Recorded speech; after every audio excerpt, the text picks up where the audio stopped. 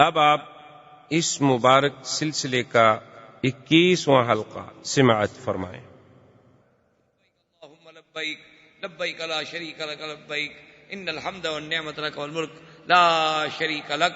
لیکن کافر تو یہ نہیں پڑھتے تھے، کافر تو آگے پڑھتے تھے لا شریک لک الا شریکا هو لک تملکہ وما ملک۔ تو جب انہوں نے سنا کہ سمامہ تو وہ پڑھ رہا ہے جو مسلمان پڑھتے ہیں، وہ جناب سارے کافر دوڑے، ان کو تو پتا تھا نا کہ سمامہ کتنا بڑا آدمی ہے، کہیں گے سبات یا سمامہ قال لا ولکنی اسلمت۔ انہوں نے کہا تم سابی ہو گیا، باپ دادے کا دین چھوڑ دیا۔ انہوں نے کہا نہیں نہیں کیا کہہ رہے ہو، میں مسلمان ہو گیا ہوں۔ اچھا مسلمان ہو گئے ہو، تو ہم بھی تمہیں پھر مکے سے نہیں جانے دیتے، تمہاری مرضی۔ عمرہ ختم کیا، کافروں نے پکڑ کے قید کر دیا۔ انہوں نے کہا ہم تمہیں تھوڑا چھوڑ دیں گے، تم مسلمان ہو جاؤ۔ اس نے کہا مکے والوں تم مجھے چھوڑو یا نہ چھوڑو، میں تو مسلمان ہو گیا۔ ایک بات یاد رکھ لو، میرا قتل کرنا سودا بڑا مہنگا ہے۔ انہوں نے کہا نہیں نہیں ہم دیکھ لیں گے۔ ٹھیک ہے ہماری مرضی۔ وہ اس کو گرفتار کر کے لے کر جا رہے تھے تو ایک آدمی اس کو اپنے علاقے کا مل گیا۔ اس نے کہا کہ میرے قبیلے کو کہہ دینا قریش نے مجھے گرفتار کر لیا، اس علاقے سے ان کو ایک گندم کا دانہ نہ گزرنے دو، کوئی ان کا تجارتی وفد ہے لوٹ لو، اور اپنے علاقے سے ایک ذرہ کوئی غذائی اجناس نہیں گزرنے دینی۔ اور ساری غذائی اجناس آتی تھی یمامہ سے، تمامہ سے، سارا علاقہ تو وہی آباد تھا۔ اب جناب جب ان کو خبر ملی کہ تمامہ نے یہ کر دیا، انہوں نے کہا اچھا دیکھو ہم آپ کو چھوڑ دیتے ہیں، تم پھر ایسا نہ کرو۔ انہوں نے کہا اب میری مرضی ہے، چھوڑو قتل کرو تمہاری مرضی، میں کوئی معافی شافی نہیں مانگتا، میں ایک قبیلے کا سردار ہوں اور مجھے بدلہ لینا آتا ہے۔ تم کیا ہو قریش، تمہاری تعداد تو 2000 مقاتل بھی نہیں ہے، میرے پاس تو 70,000 مقاتل ہیں، کیا بچوں والی بات کرتے ہو، مجھے 2 سزائے موت دیتے ہو تو دے دو، میں اپنا بدلہ لوں گا۔ انہوں نے کہا جی جاؤ تم مہربانی کرو ہم سے جاؤ۔ انہوں نے کہا ٹھیک چل پڑ۔ وہاں جانے کے بعد اس نے پورا پابندی لگا دی، اب قریش مرنے لگ گئے، اتنے مجبور ہوئے کہ ایک وفد بھیجا مدینہ منورہ میں کہ حضور ہم پر رحم کریں، ہمارا تو ناطقہ بند ہو گیا۔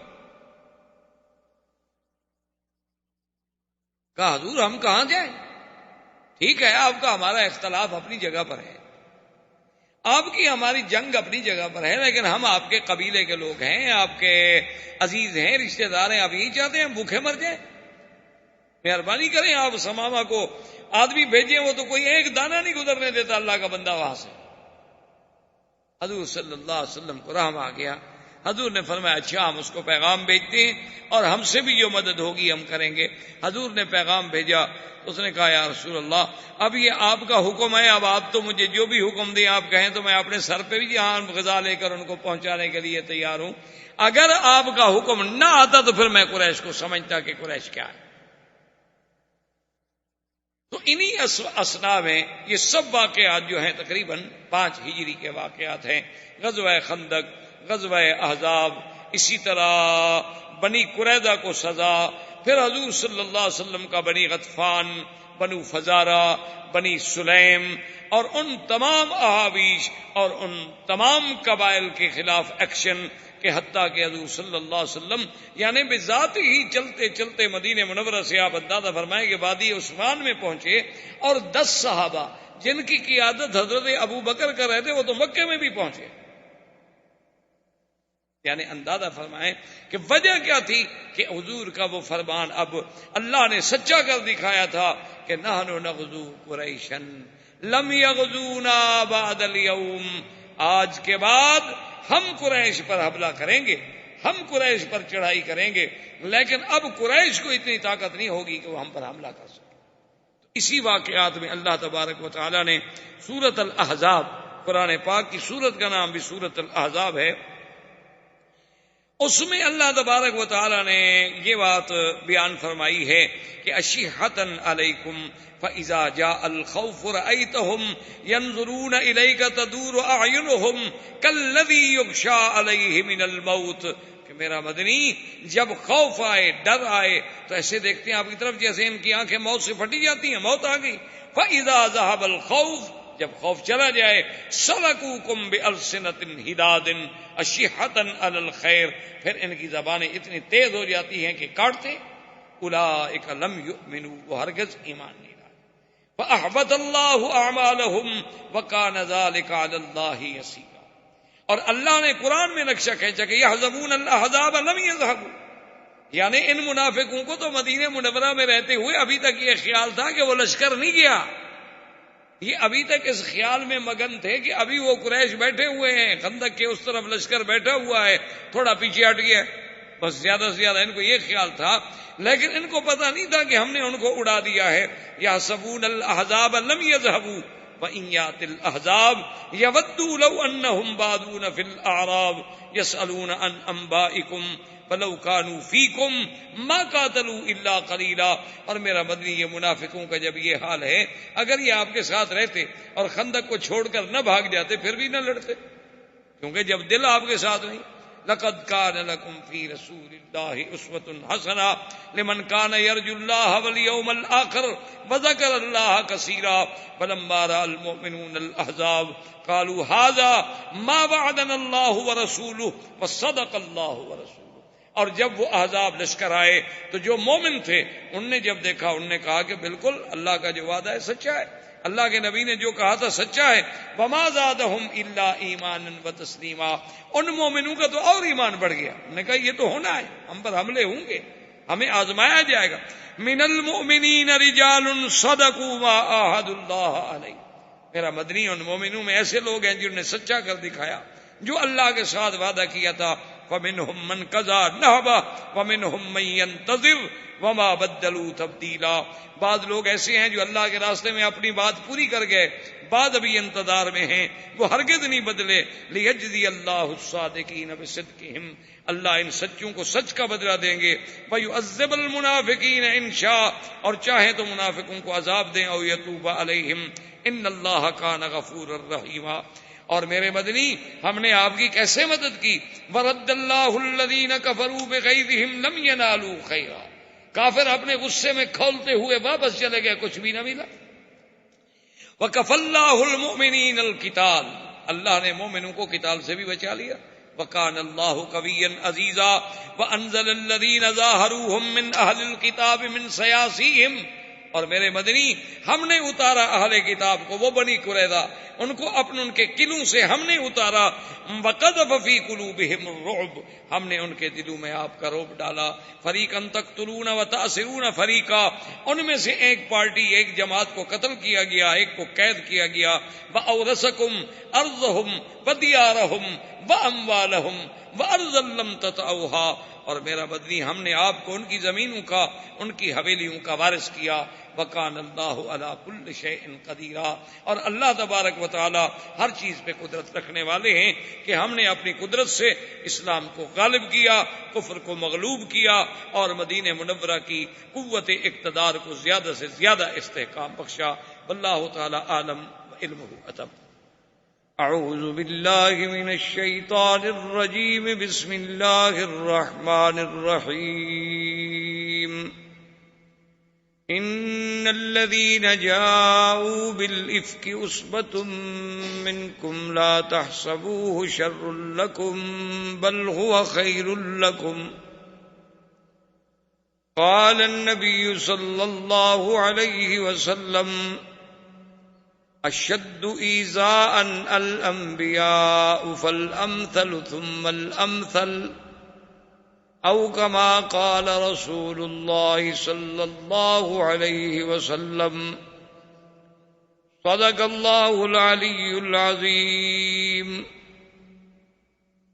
وصدق رسوله النبي الكريم ونحن على ذلك لمن الشاهدين ومن الشاكرين والحمد لله رب العالمين. برادران اسلام،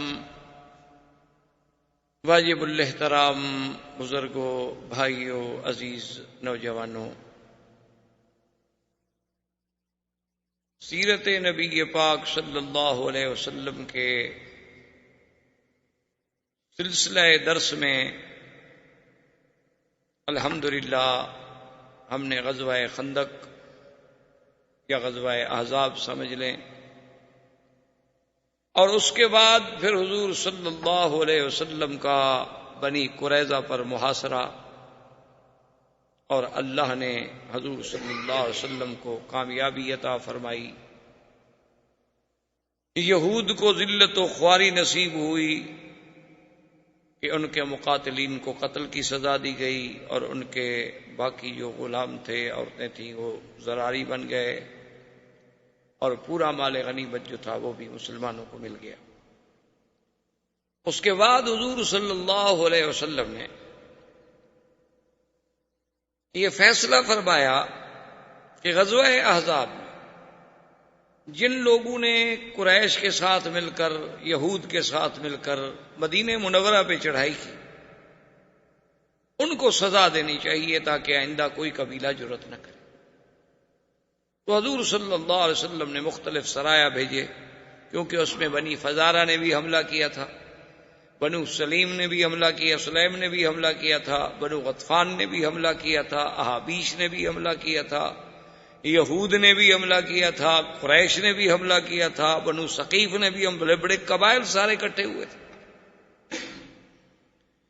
تو تمام اطراف میں حضور صلی اللہ علیہ وسلم نے اپنے سرایا بھیجے، صحابہ کو بھیجا کہ ان کے ساتھ جنگ کریں۔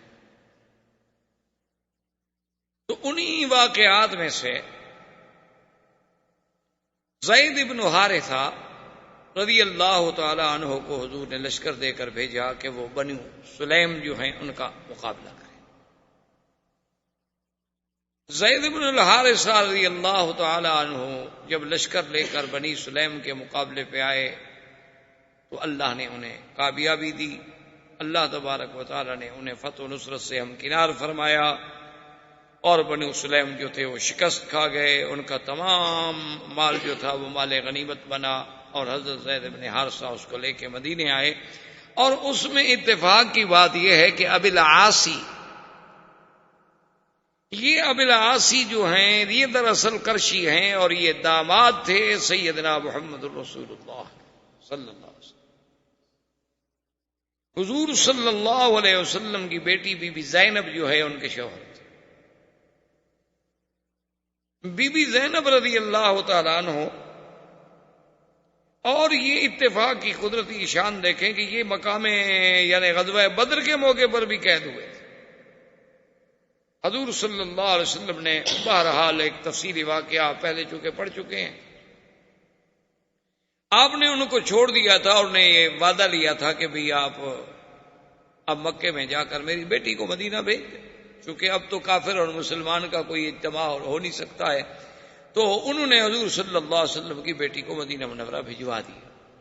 اب یہ بنو سلیم کے ساتھ جب زید بن حارثہ نے لڑائی لڑی تو خدا کی قدرت، یہ ان کے حلیف تھے، یہ بھی وہاں آئے ہوئے تھے، تو یہ بھی قید ہو گئے، یہ دوبارہ قید ہو کر مدینہ منورہ لائے۔ تو بی بی زینب جو ان کی زوجہ تھیں اور سرکار دو جہاں صلی اللہ علیہ وسلم کی بیٹی تھی، ان کو پتہ چلا کہ میرا شوہر جو ہے قید بھی ہو گیا ہے اور مدینے بھی آ گیا ہے۔ اسے پتہ تھا کہ قیدیوں کو اب معافی تھوڑی ملے گی، اور یہ تو پھر دوبارہ قید ہو کے آ رہا ہے۔ تو حضور صلی اللہ علیہ وسلم نے جس وقت صبح کی نماز کے لیے اللہ اکبر فرمایا، نماز شروع فرمائی، تو بی بی زینب نے اپنے گھر سے زور سے آواز دی کہ ابی العاصی کو میں نے پناہ دے دی۔ اس دور میں ایک رواج تھا کہ اگر کوئی بندہ کسی کو پناہ دے دے، اپنے امان میں لے لے، تو اس کو قتل نہیں کیا جاتا تھا۔ مسلمانوں کی حفظ، امان، پناہ کا لحاظ رکھا جاتا تھا، اور یہ ایسا رواج تھا کہ اس کا تو کافر جو تھے مکے کے وہ بھی لحاظ کرتے تھے، مشرکین بھی لحاظ کرتے تھے، تمام جاہل لحاظ کرتے تھے کہ بھی اب یہ بندہ میری پناہ میں ہے، اب جب تک وہ اپنی پناہ نہ چھوڑے اس کو نقصان نہیں پہنچایا جا سکتا، کیوں اپنے بندے سے کیوں لڑائی لڑی جائے۔ حضور صلی اللہ علیہ وسلم جب نماز سے فارغ ہوئے، سرکار دو جہاں صلی اللہ علیہ وسلم کو اطلاع دی گئی کہ یا رسول اللہ ابی العاصی گرفتار ہو کے آیا ہے، اور بی بی زینب نے اعلان کر دیا ہے پناہ دینے کا۔ تو حضور پاک نے فرمایا کہ واللہ لا اعلم، آپ نے فرمایا تو مجھے تو اس ذات پاک کی قسم ہے جو میرے قبضہ ہے قدرت میں، مجھے کوئی علم نہیں ہے اس بات، تاکہ صحابہ کے ذہن میں یہ بات نہ جائے کہ حضور کا چونکہ داماد ہے تو اس کو رعایت مل رہی ہے۔ حضور نے فرمایا مجھے نہیں پتا کہ کیا واقعہ ہوا ہے اور میری بیٹی نے پناہ دی ہے تو کیوں دی ہے۔ بہرحال اب یہ معاملہ ان مجاہدین کے ہاتھ میں ہے جو ان کو گرفتار کر کے لائے، اگر وہ چاہتے ہیں تو پناہ قبول کر لیں، اگر وہ چاہتے ہیں تو پناہ قبول نہ کریں، اس معاملے میں دخل نہیں۔ زید بن حارثہ رضی اللہ تعالی عنہ کو بلایا گیا اور ان مجاہدین صحابہ کو بلایا گیا جنہوں نے وہ جنگ لڑی تھی۔ ان کے سامنے جب یہ مسئلہ رکھا گیا تو انہوں نے کہا کہ عجیب بات ہے کہ جس کو حضور کی بیٹی پناہ دے چکی ہوں تو ہم اس کو کیسے پناہ نہ دیں۔ انہوں نے کہا کہ یا رسول اللہ صرف پناہ نہیں ہے بلکہ ہم اپنے قیدی کو بالکل چھوڑتے ہیں اور بغیر کسی فدیے کے، اس سے کچھ نہیں لیں گے ہم، اور اس کا جو مال ہم نے پکڑا ہوا ہے وہ بھی اس کو ہم واپس کریں گے۔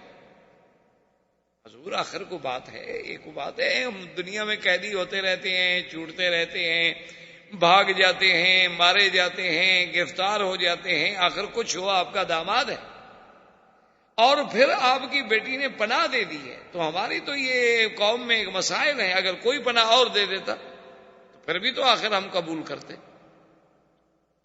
تو بہرحال انہوں نے فیصلہ کر دیا۔ حضور صلی اللہ علیہ وسلم فرمایا کہ بھئی چونکہ یہ معاملہ مجاہدین کا ہے اور ان کا حق ہے، یہ ان کا قیدی ہے اور اس کا مال جو ہے ان کے لیے مال غنیمت کا حصہ ہے، وہ جانے اور فیصلہ جانے۔ صحابہ نے ابی العاصی کو چھوڑ دیا۔ ابی العاصی اپنے پورے سامان کے ساتھ باعزت طور پہ بری ہو کر مکے میں پہنچے۔ جب مکے میں آئے تو ان کے پاس لوگوں کی بڑی امانات تھیں، آپ نے لوگوں کو بلایا اور لوگ بھی بڑے خوش ہوئے کہ ابی العاصی واپس آ گیا، ابی العاصی واپس آ گیا۔ آخر قبیلے کا آدمی تھا، سارے لوگ اکٹھے ہو گئے، اس نے ایک ایک امانت سب کو پہنچائی اور اس کے بعد انہوں نے پوچھا کہ بھئی کوئی آدمی مکے میں ایسا رہ گیا ہے جس کی کوئی امانت کوئی چیز میرے پاس ہو؟ انہوں نے کہا کہ لا واللہ ما وجدناک الا صادقا وفیا، کہ ابی العاصی ہم نے آپ کو سچا بھی پایا، ہم نے آپ کو امانت والا بھی پایا کہ آپ نے ہماری ہر چیز ہمیں محفوظ لوٹا دی ہے۔ تو اس نے کہا کہ دیکھو اگر تم میری صداقت اور میری عدالت کی گواہی دے رہے ہو تو پھر آج اس بات کے بھی گواہ ہو جاؤ کہ اشہد اللہ الہ الا اللہ اشہد ان محمد رسول اللہ، میں نے اسلام قبول کر لیا ہے۔ میں نے مدینے میں اس لیے اسلام قبول نہیں کیا کہ لوگ کہیں کہ قیدی تھا اس لیے اسلام قبول نہیں کیا، اور میں نے راستے میں اس لیے قبول نہیں کیا آپ کہیں گے کہ ہماری امانتیں کھا گیا۔ اب میں نے ہر کسی کو اپنی چیز لوٹا دی ہے، میری حریت ہے، میری آزادی ہے۔ آپ کو اگر ایک مذہب اختیار کرنے کا حق ہے تو مجھے بھی ایک مذہب اختیار کرنے کا حق ہے۔ میں نے مدینے میں جا کر جو نماز دیکھی ہے، میں نے جو قرآن سنا ہے، میں نے جو مسلمانوں کا امن دیکھا ہے، ان کا عمل دیکھا ہے، حضور پاک کے ساتھ ان کی محبت دیکھی ہے، تو میرے دل میں اللہ کے اس دین نے اتنا اثر کیا ہے کہ میں سمجھتا ہوں کہ دین اسلام حق ہے، اور تم مکے والے گواہ ہو جاؤ، میں اسلام کا اعلان کر رہا ہوں۔ اور اللہ کی شان ہے وہ اسلام قبول کر کے مدینہ منورہ تشریف لے آئے۔ اور جب مدینہ منورہ آئے تو حضور پاک نے بی بی زینب ان کی جو بیوی تھی ان کے گھر میں واپس بھیج دی۔ اصل میں یہ بات یاد رکھیں کہ یہ جتنے واقعات ہیں جو الحمدللہ ہم اول سے لے کر آج تک پڑھ رہے ہیں یا آئندہ اللہ جتنی توفیق عطا فرمائیں گے ہم پڑھیں گے، اس میں سیرت کا معنی یہ ہوتا ہے کہ حضور کی زندگی کا ہر عمل اور ہر عمل کا ہر پہلو جو ہے وہ امت کے سامنے آئے کہ جنگ میں حضور کا کیا کردار، دشمن کے ساتھ حضور کا کیا معاملہ ہے، اپنی بیٹیوں کے ساتھ حضور کا کیا معاملہ ہے، مجاہدین کے ساتھ حضور کا کیا معاملہ ہے۔ تو یہ سارا آپ کا ہر عمل، ہر قول، ہر فعل اور زندگی کا ایک ایک لمحہ جو ہے وہ سیرت طیبہ ہے اور سیرت کا حصہ ہے، اور مسلمانوں کے لیے اس میں درس ہے، سبق ہے، دعوت ہے، ہدایت۔ اب حضور صلی اللہ علیہ وسلم نے بی بی زینب ان کے گھر میں واپس بھیج دی، تو یہیں سے علماء نے مسئلہ نکالا ہے کہ اگر زمانہ جاہلیت میں کسی مرد و عورت کا نکاح تھا اور بعد میں وہ دونوں مسلمان ہو گئے تو دوبارہ نکاح کرنے کی ضرورت نہیں ہے، اسی نکاح کو نکاح تصور کیا جائے گا۔ چونکہ ابو العاص کا نکاح زمانہ جاہلیت میں ہوا تھا جب ابو العاص کافر تھا، لیکن جب ابو العاص اسلام لے آیا، بی بی زینب بھی مدینہ منورہ میں تشریف لے آئیں اور وہ بھی اسلام سے مشرف ہو گئیں، حضور کی بیٹی ہیں، تو اب حضور نے یہ نہیں حکم دیا کہ بھی دوبارہ نکاح کرو، اسی نکاح کو حضور صلی اللہ علیہ وسلم نے قائم رکھا۔ اسی طرح حضور صلی اللہ علیہ وسلم کا اپنا نکاح مبارک جو ہے جو بی بی خدیجہ سے ہوا تھا، تو حضور کی عمر مبارک 25 سال تھی، اور اس وقت تو اسلام قرآن نازل ہی نہیں ہوا تھا۔ اور وہ نکاح پڑھانے والے کون تھے؟ ابی طالب، حضور صلی اللہ علیہ وسلم کے چچا، ان نے خطبہ پڑھایا تھا، اور مشرکین مکہ باقاعدہ نکاح پڑھتے تھے، باقاعدہ گواہ ہوتے تھے، باقاعدہ خطبہ ہوتا۔ اب حضور پر جب قرآن نازل ہوا، شریعت نازل ہوئی، تو اب تجدید نکاح نہیں کی گئی، اسی نکاح کو قائم رکھا۔ اس سے علماء نے مسئلہ نکالا، یہی کام ہوتا ہے فقہا کا۔ جو لوگ یہ سمجھتے ہیں نا جی قرآن و حدیث جب موجود ہے تو پھر ہمیں امام ابو حنیفہ کی اور امام شافعی کی اور امام مالک کی اور امام احمد بن حنبل رحمۃ اللہ علیہ کی کیا ضرورت ہے؟ ان کی یہی ضرورت ہوتی ہے کہ وہ حدیث تو آپ بھی پڑھیں گے، میں بھی پڑھوں گا، واقعہ تو آپ بھی پڑھیں گے کہ حضور صلی اللہ علیہ وسلم ابو العاص آ گئے، بی بی زینب واپس ہو گئی، لیکن یہ مسئلہ وہ فقیہ سمجھے گا کہ بھئی اس کا مطلب ہے کہ اسی عقد سابق کو، اسی نکاح سابق کو حضور نے نکاح تسلیم کیا۔ تو یہ کام ہوتا ہے فقہا کا کہ وہ حدیث مبارک سے جو مسائل کا استنباط ہوتا ہے، یعنی اس حدیث سے ما یستنبط منہا وما یستفاد منہا، اس سے جو جو فوائد ہیں، جو منافع ہیں، جو موتی نکلتے ہیں، وہ چن کے امت کو پیش کرتے ہیں۔ اس کے بعد حضور صلی اللہ علیہ وسلم نے ارادہ فرمایا غزوہ بنی المصطلق، اور اسی کو غزوہ مریسی بھی کہا جاتا ہے۔ اصل اس کی غزوے کی سبب یہ تھا کہ بنی المصطلق کا جو سردار تھا حارث بن ضرار، یہ بہت بڑا سردار تھا ان کا، اور یہ بہت بڑا قبیلہ تھا۔ حارث بن ضرار کو جب پتہ لگا کہ مسلمان روزانہ حملہ کر رہے ہیں، کبھی اس قبیلے پہ، کبھی اس قبیلے پہ، کبھی اس قبیلے پہ، حالانکہ وہ یہ نہیں سمجھا کہ مسلمان تو ان کو ادب سکھا رہے ہیں کہ ظالموں تمہارے ساتھ تو ہماری کوئی جنگ نہیں تھی، تم کیوں مدینہ منورہ پہ چڑھ دوڑے؟ مسلمان خود تو نہیں لڑ رہے۔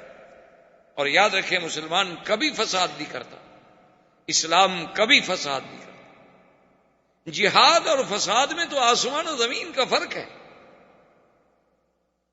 جہاد اور فساد ایک نہیں ہوتا۔ اسلام نے پوری تاریخ اسلام اٹھا کر دیکھ لیں، جہاں جہاں بھی اللہ نے اسلام کو قوت دی ہے اور طاقت دی ہے، اسلام نے تو امن، سلامتی، رواداری، معافی کا اپنا کردار پیش کیا ہے۔ وہ کہیں فاتح بن کر فتح کے نشے میں آ کر اس نے ایسا نہیں کیا ہے کہ مفتو قوموں کی عزتیں اجاڑ دے، اس نے تو سب کی حفاظت کی۔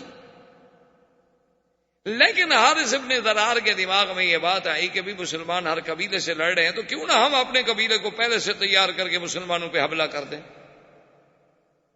اس نے جنگ کی تیاری شروع کی، اور حضور صلی اللہ علیہ وسلم کو خبر ملی کہ حارث بن ضرار جو ہے، قبیلہ بن المصطلق جو ہے، وہ اپنی لشکر جو ہے تیار کر رہے ہیں مدینہ منورہ پر چڑھائی کرنے کے لیے۔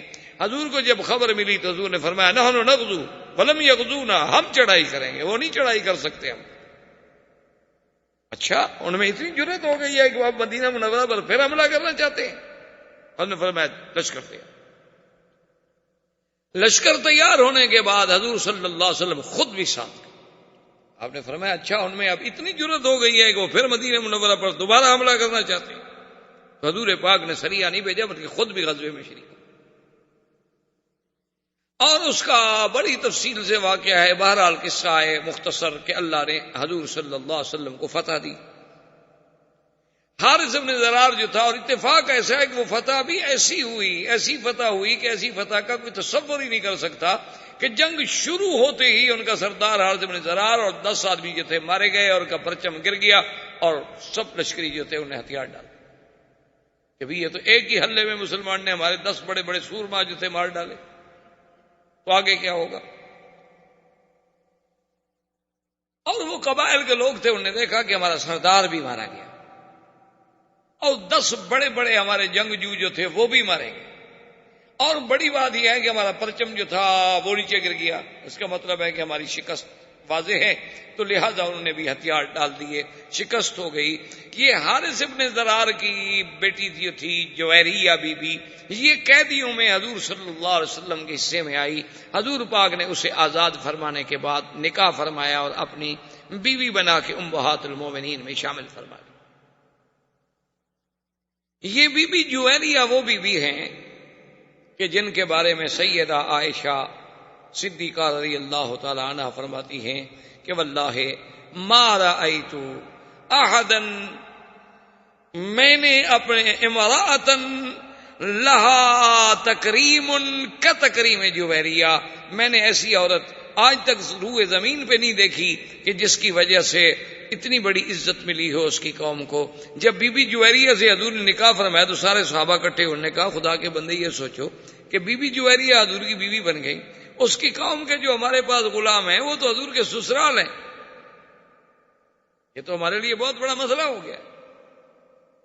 بی بی جویریہ سے حضور نے شادی فرما لی ہے، اب ان کے سارے رشتہ دار ہم نے پکڑے ہوئے ہیں، ہمارے پاس غلام ہے، بھی ہم تو بھئی آزاد کرتے ہیں، ہم تو حضور کے رشتہ داروں کو غلام نہیں بنا سکتے، سب نے آزاد کر دی۔ تو بی بی جویریہ کی وجہ سے پوری قوم کو آزادی مل گئی، تمام قوم کے غلام جو تھے وہ آزاد ہو گئے۔ اس لیے بی بی عائشہ فرماتی ہے کہ ایسی عورت تو ہم نے کوئی نہیں دیکھی کہ جس کی عزت کی وجہ سے پوری قوم چھوٹ جائے۔ اور بی بی جویریہ کی شادی جو تھی وہ بھی ایک عجیب حسن اتفاق ہے کہ بی بی صاحبہ فرماتی ہیں کہ اس واقعے سے 3 راتیں قبل میں نے خواب دیکھا کہ ایک چاند مدینہ منورہ سے چلا ہے، وہ بدر میں آتا ہے، بدر سے پھر وہ ہمارے قبیلے کے اوپر آتا ہے اور اس کے بعد آسمان سے اترتے اترتے اترتے میری گود میں آ جاتا ہے۔ تو میں نے اسی وقت سوچ لیا تھا کہ اس چاند سے مراد اور کوئی نہیں ہو سکتا ما سوا محمد رسول،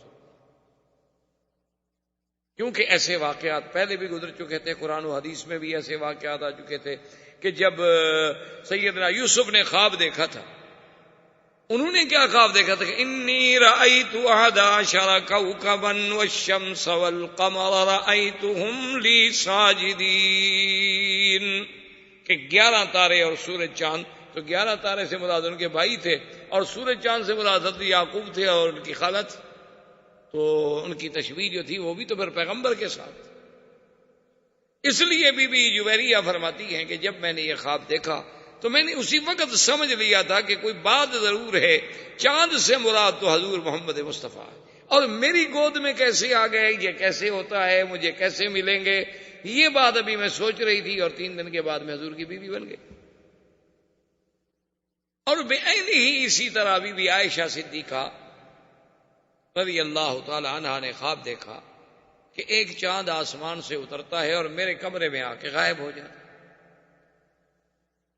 اس کے بعد پھر ایک اور چاند اترتا ہے، وہ بھی میرے حجرے مبارک میں آ کے غائب ہو جاتا ہے، اور اس کے بعد پھر ایک اور چاند اترتا ہے، وہ بھی میرے حجرے میں آ کے غائب ہو جاتا ہے۔ اتنے میں صبح ہو جاتی ہے، میری آنکھ کھل جاتی ہے، اور سیدنا ابی بکر رضی اللہ تعالی عنہ تعبیر رویا میں بہت بڑے ماہر تھے، یعنی حضور صلی اللہ علیہ وسلم سے جب کوئی خواب پوچھنے آتا تو حضور یا تو خود تعبیر عطا فرما دے یا کہتے ابو بکر تم تعبیر دیا۔ تو بی بی عائشہ فرماتی ہیں کہ میں نے اپنے ابا جان سے یہ اپنا خواب بیان کیا تو سیدنا ابو بکر چپ ہو گئے۔ میں نے کہا ابا جان کی تعبیر دیں، فرمایا اچھا عائشہ جب وقت آئے گا تو میں تعبیر بتلا دوں گا۔ اور کہتی ہیں کہ فلما توفی رسول اللہ صلی اللہ علیہ وسلم ودفن فی حجرتی، جس دن حضور پاک کی وفات ہوئی اور حضور سرکار دو جہاں میرے حجرے میں دفن ہوئے تو میرے ابے نے کہا کہ عائشہ ھذا اول قمر من اقمارک، آج پہلا چاند تو تیرے گھر میں آ گیا۔ اس کے بعد پھر سیدنا صدیق دفن ہوئے، اس کے بعد پھر سیدنا عمر دفن۔ تو سیدہ عائشہ نے جو خواب دیکھا تھا وہ خواب بعین ہی اسی طرح سچا۔ اب حضور صلی اللہ علیہ وسلم جب واپس آ رہے تھے تو قاعدہ یہ ہوتا تھا کہ راستے میں جہاں کوئی چشمہ ہوتا تھا چھوٹا موٹا پانی کا وہیں پڑاؤ ڈالا جاتا تھا کہ بھئی کچھ پانی بھی پی لیا جائے، کچھ جانور بھی پانی پی لیں، اونٹ گھوڑے بھی پانی پی لیں، اور کسی نے کچھ اللہ نے توفیق دی ہے کچھ کھانا پکانا ہے تو وہ بھی کھا لے۔ تو ایک چھوٹے سے چشمے پر، اور ویسے اصول یہ بنایا تھا صحابہ نے کہ چشمے پر جب قافلہ اتر جاتا تو سب سے پہلے جو لوگ ہیں وہ بھیجے جاتے کہ حضور پاک کے لیے پانی بھر لیں، تاکہ آپ کی ضرورت جو ہے سب سے پہلے پوری کی جائے. اس کے بعد پھر صحابہ پانی بھرتے. ایک شخص تھے جن کا نام تھا جہجاہ. یہ حضرت عمر کے غلام تھے اور یہ مہاجر تھے، یعنی مکے کے رہنے والے، مکے سے آنے والے. اور ایک آدمی تھے سنان، وہ انصار کے رہنے والے یعنی مدینہ منورہ کے رہنے والے تھے، اور ان کا تعلق جو ہے بے اعتبار قبیلے کے عبداللہ ابن ابی ابن سلول کے ساتھ. لیکن سنان مسلمان تھے پکے. اب جب جہاں پہنچے، یہ حضرت عمر کے خادم تھے، مشکیتا لے کے پہنچے کہ حضور کے لیے اور ابو بکر عمر کے لیے پانی بھر لیں. سنان پہنچے، انہوں نے کہا میں پانی بھروں گا. انہوں نے کہا تمہیں پتہ نہیں ہے کہ پہلے پانی ہم بھریں گے؟ انہوں نے کہا نہیں میں بھروں گا. تو اسی میں دونوں کی اللہ رحمت فرمائے تھوڑی بات بڑھتی گئی. تو وہاں ایک لکڑی پڑی تھی، تو اس نے لکڑی اٹھا کے مار دی سنان کو. کیا جانے انسان ہے، اور شیطان تو یجری کا مجری الدم، شیطان تو ایسے دوڑتا ہے نا انسانوں میں جیسے خون گردش کرتا ہے. تو جب ان کو لکڑی لگی تو اس نے کہا یا للانصار، اور جہاں نے کہا یا للمہاجرین. سب نے اپنے اپنے قبائل کو بلانا شروع کر دیا، اور دونوں طرف سے قبیلے بھاگے جناب. موقع پہ آئے، پانی پہ کٹھے ہوئے، تلواریں نکل آئیں. کہ عرب لوگ جو تھے، یہ تو آپ کو پتا ہے نا، یہ قبائل کی زندگی تھی. یہ تو چھوٹی چھوٹی سی بات پر قتل کر دینا، لڑائی، یہ تو معمولی سی بات ہوتی.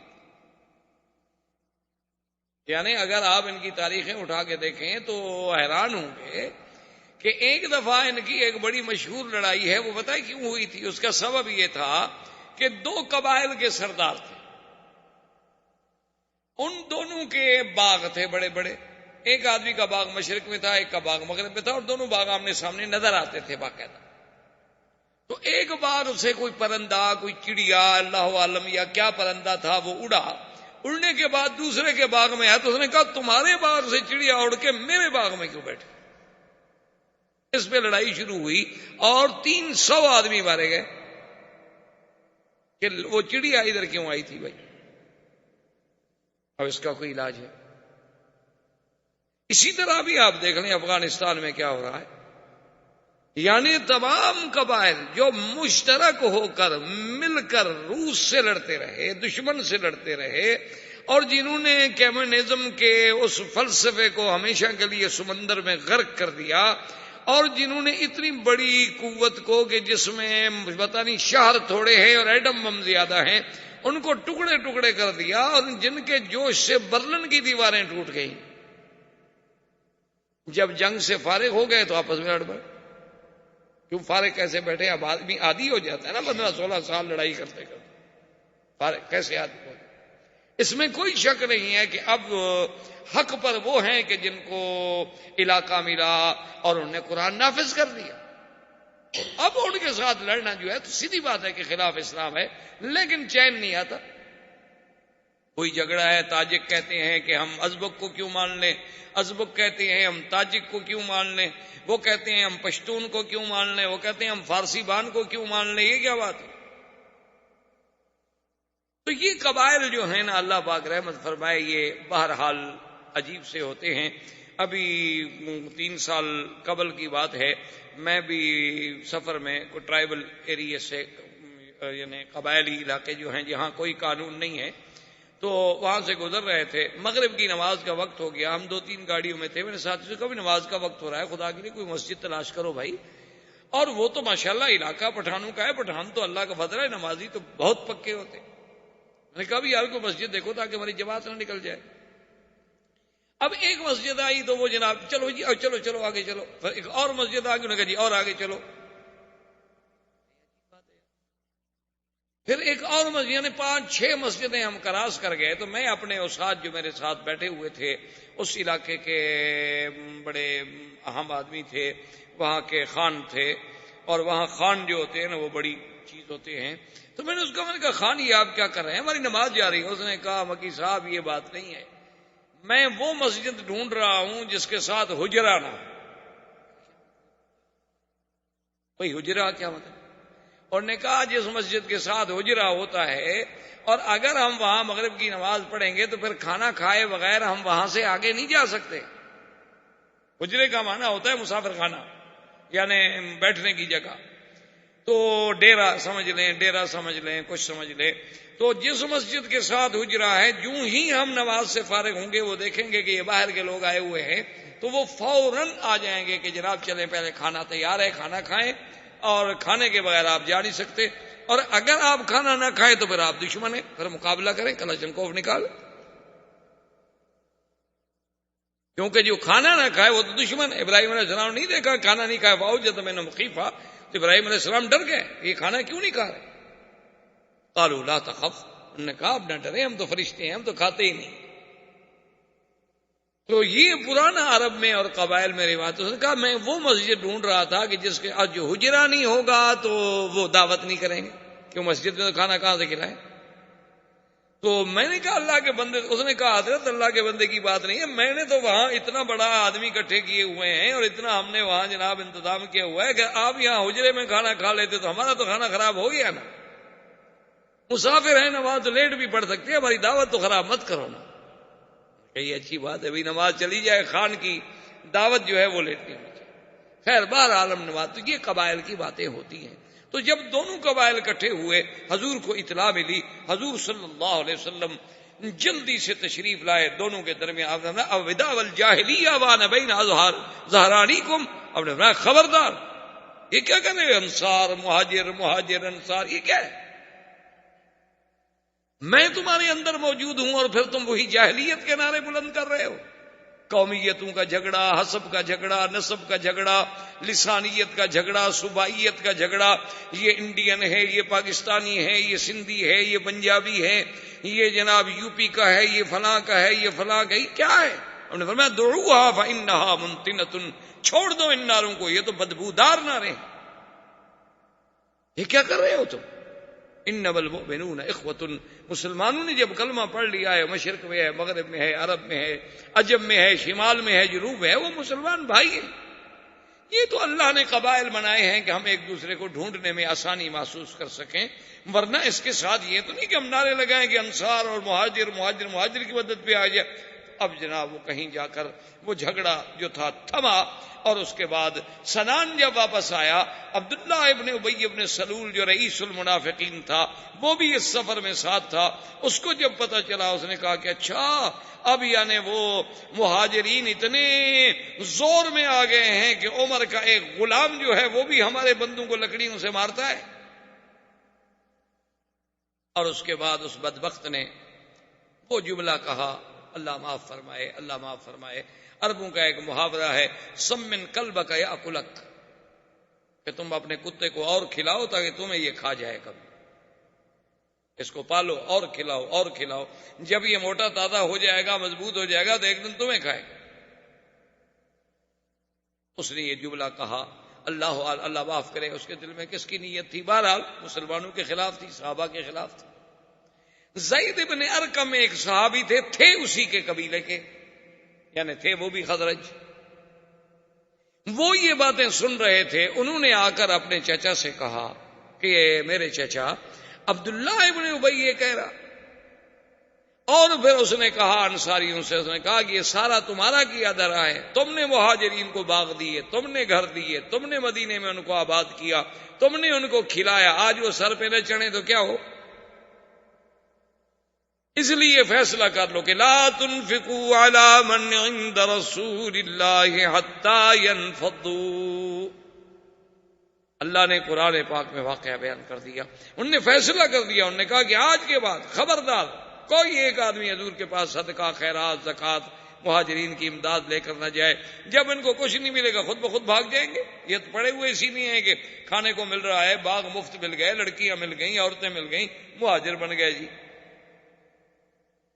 اور اس کے بعد انہوں نے یہ بھی فیصلہ کیا جس کو اللہ نے قرآن میں نقل کیا ہے کہ لَئِن رَجَعْنَا إِلَى الْمَدِينَةِ لَيُخْرِجَنَّ الْأَعَزُّ مِنْهَا الْأَذَلَّ، کہ جب ہم مدینے میں واپس جائیں گے تو ہم سے طاقتور جو ہے، قوت والے جو ہیں، ہم ذلیل کمزوروں کو نکال دیں گے۔ مانا یہ تھا کہ اب نکالو مہاجرین کو، مدینہ تو ہمارا ہے، انصار کا ہے، اوس و خزرج کا ہے۔ جب زید بن ارقم کی معرفت حضور صلی اللہ علیہ وسلم کو اس خبر کا پتہ چلا حضور صلی اللہ علیہ وسلم نے فرمایا زید صحیح کہہ رہے ہو؟ اس نے کہا رسول اللہ میں نے خود سنا ہے، سمعت اذنایا۔ حضرت عمر نے کہا دعنی یا رسول اللہ، حضور مجھے اجازت دیں اضرب عنق ھذا المنافق، اس ظالم کی میں گردن اڑا دوں کہ ہمارے مدنی پاک کے بارے میں ایسی گستاخی کی بات کرے۔ حضور نے فرمایا دع یا عمر، ایسا نہ کہو کہ 10 لوگ جو ہے پھر یہ کہیں گے انا محمدن امر بقتل اصحابہ، اب تو محمد مصطفیٰ اتنے طاقت میں آ گئے ہیں کہ اپنے ساتھیوں کو بھی قتل کا حکم دے رہے ہیں، کیوں لوگوں کو پتہ تھوڑا لگے گا یہ منافق ہے؟ لوگوں کو تو یہی پتہ لگے گا نا ہمارے ساتھ ہے، نمازیں پڑھتا ہے، ہمارے ساتھ جنگ میں ہے، جہاد میں ہے، اس لیے اس بات کو چھوڑ دو۔ اب حضور پاک نے ایک اور حکمت عملی اختیار فرمائی، حضور نے حکم دیا الرحیل، قافلہ چلاؤ۔ صحابہ کہتے ہیں کہ ہم نے کبھی زندگی میں نہیں دیکھا تھا کہ اس وقت میں حضور قافلہ چلائیں، قافلہ تو ہمیشہ آرام سے چلتا تھا۔ قافلے کا طریقہ ہوتا تھا کہ قافلے جو ہیں صبح صبح چلتے تھے اور پھر گرمی کے وقت پہ رک جاتے تھے، پھر شام کو چلتے تھے، پھر ساری رات آخر متاخر اللیل تک چلتے رہتے، پھر آرام کرتے، پھر صبح کو چلتے، پھر دوپہر میں رک جاتے، چونکہ اونٹوں کے قافلے صحرا کا سفر۔ لیکن حضور نے فرمایا الرحیل، چلو۔ صحابہ کہتے ہیں ہم حیران ہیں کہ حضور رکنے کا نام بھی نہیں لے رہے، چل رہے۔ اصل حضور کا مقصد یہ تھا کہ اب جو ان قبیلے میں وہ جو گرمی پیدا ہو گئی ہے یہ کہیں پھر ٹکرا نہ جائے، ان کو اتنا سفر میں الجھا دیا جائے کہ یہ تھک ہار کے سب بھول جائے۔ حضور صلی اللہ علیہ وسلم کی حکمت عملی تھی کہ متواتر سفر، بس نماز کے لیے حضور رکتے اور کہتے چلو، نماز کے لیے رکتے حضور کہتے چلو، سب کہتے ٹھیک چل رہا۔ تو لازماً الحمدللہ اس کا یہ اثر ہوا کہ وقتی طور پر وہ جو بات تھی کنٹرول، اور مدینہ منورہ یہ قافلہ پہنچ گیا۔ لیکن خدا کی قدرت دیکھیں اور اللہ کی شان دیکھیں کہ ایسے واقعات میں اور ایسے سفر میں عظیم عظیم عبرتیں، عظیم عظیم واقعات، حوادث پیش آتے، کیونکہ سفر کا یہ عالم تھا، تیزی تھی، اور قاعدہ یہ ہوتا تھا کہ عرب زمانے میں عورتوں کے لیے اس کو کہتے تھے ہودج۔ ہودج کا معنی یوں سمجھ لیں آپ پالکی جسے ہم کہتے ہیں انڈیا اردو زبان میں، جیسے ہاتھیوں کے اوپر بنا لیتے ہیں، اسی طرح عربوں کے اندر اس کو کہتے تھے ہودج۔ ایک ایسی چھوٹی سی پالکی بنی ہوتی تھی، اس کو اونٹ کے اوپر باندھ دیا پلان پہ، اس کے اوپر کپڑا ہوتا تھا، چھت ہوتا تھا، پردہ ہوتا تھا، اگر عورت ہو تو پھر اس پہ وہ سفر کرتا تھا۔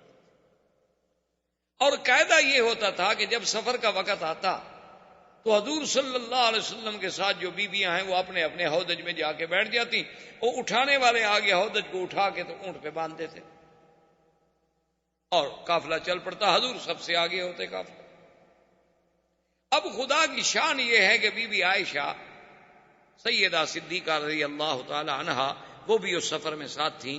وہ اپنے قضاء حاجت کے لیے، چونکہ اس دور میں اور خاص طور پہ سفر میں کوئی حمامات تو ہوتے نہیں تھے، عورتیں ہوں یا مرد ہوں تو پھر قافلے سے بہت دور کئی فرلانگ دور چلے جاتے تھے تاکہ کسی کو نظر بھی نہ آئے، کوئی آواز یا کوئی رائحہ خبیثہ، کوئی ایسی بدبو، کوئی ایسی چیز بھی کسی کو محسوس نہ ہو۔ تو ایک پردے کا طریقہ یہ ہوتا تھا کہ بہت دور نکل، بی بی عائشہ بھی دور نکل گئیں، واپس جب آئیں تو قافلہ چلا گیا، کہ قافلہ تو رکنے کا نام ہی نہیں لے رہا تھا نا، حضور چلا رہے تھے نا قافلے کو دھڑا دھڑ۔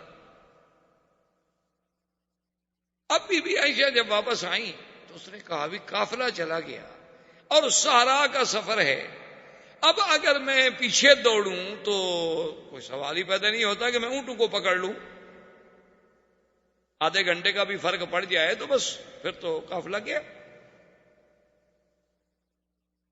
اور اگر میں نہ ڈھونڈوں تو اس نے کہا بی بی عائشہ نے کہ میں نے یہی سوچا کہ سب سے بہتر بات یہ ہے کہ بس اسی جگہ رہ جاؤ، کیونکہ آخر کسی وقت تو حضور کو علم ہوگا نا کہ بی بی عائشہ نہیں ہے، کیونکہ حضور کی عادت مبارک تھی قافلے کو چلانے کے بعد وہ کبھی کبھی اپنی سواری جو تھی وہ عورتوں اپنے بیویوں کے اونٹوں کے قریب لا کے پوچھ لیتے تھے کہ کوئی تکلیف تو نہیں ہے، خیریت ہے، کوئی پانی کوئی چیز پوچھنی ہے، پوچھ کے پھر حضور چلے جاتے تھے۔ انہوں نے کہا کبھی تو حضور میرے اونٹ کے قریب آئیں گے نا، پوچھیں گے، جب آواز نہیں آئے گا تلاش کریں گے، جب تلاش کریں گے تو یہ جگہ ڈھونڈنا تو قبیلے کے لیے آسان ہے، قافلے کے لیے، لیکن اگر میں خود عقل دوڑاؤں تو اس کا معنی یہ ہے کہ موت کے سوا چارہ کوئی نہیں۔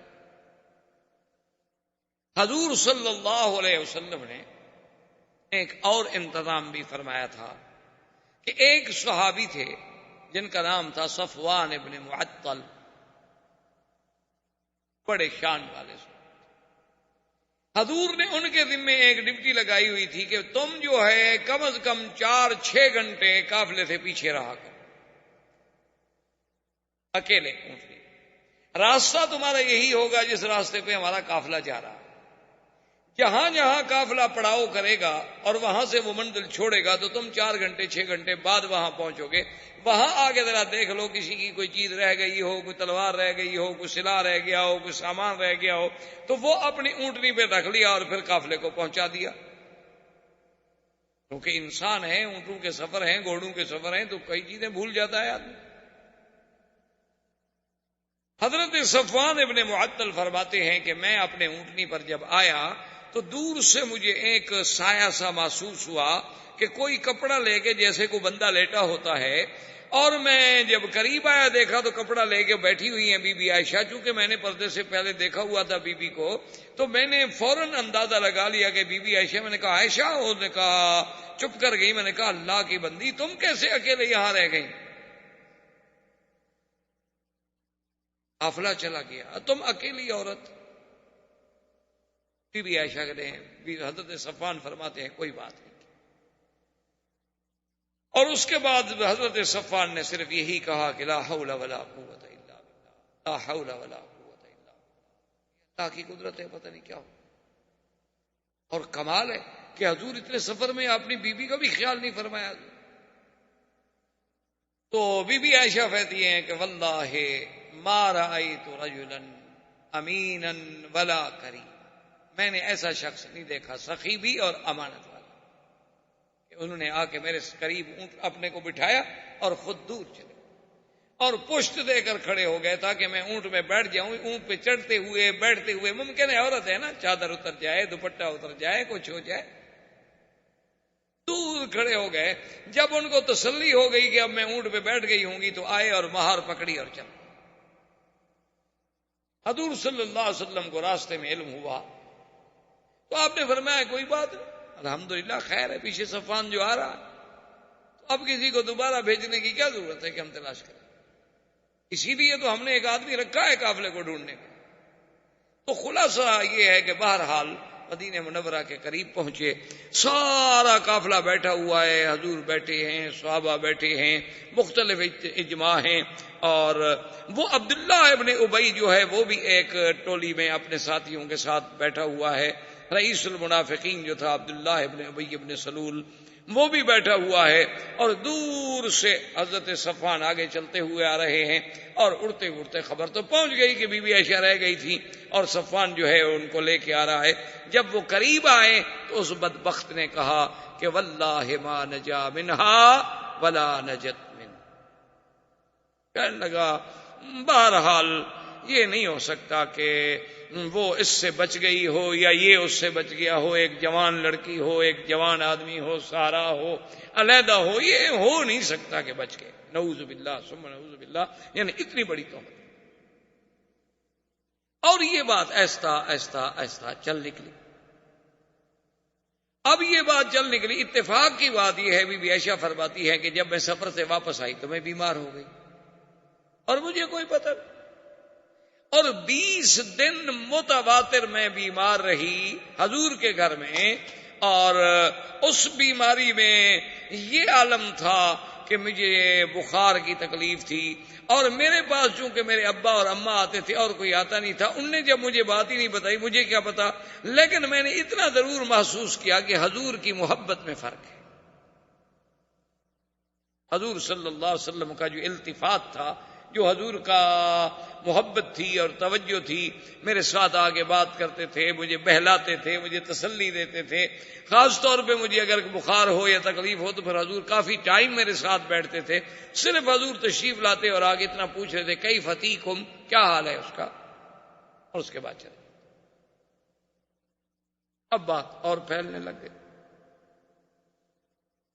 بی بی عائشہ فرماتی ہیں کہ میں نے جب دیکھا حضور کا اعراض کہ حضور کی کوئی توجہ ہی نہیں، تو میں نے ایک دن حضور سے عرض کیا کہ یا رسول اللہ استاذن، میں اجازت لینا چاہتی ہوں کہ میں اپنے ماں باپ کے گھر چلی جاؤں۔ حضور فرمایا ٹھیک چلیے. بی بی عائشہ فرماتی ہیں کہ پھر میں اپنے ماں باپ کے گھر میں آ گئی، لیکن پھر بھی مجھے کوئی نہیں بتاتا یہ بات کیا ہے.